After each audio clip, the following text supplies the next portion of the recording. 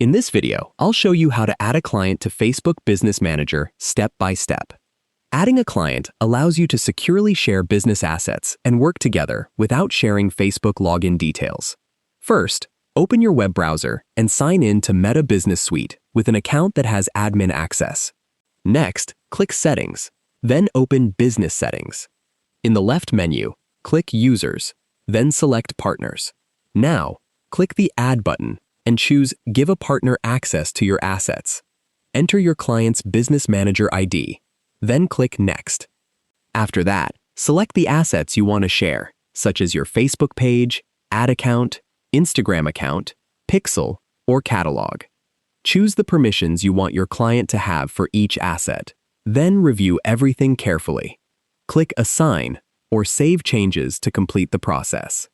Your client will now have access to the selected business assets through their own Business Manager account. You can return to the Partners section at any time to update permissions or remove your client's access if needed.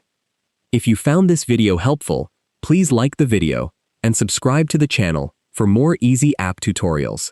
Thanks for watching.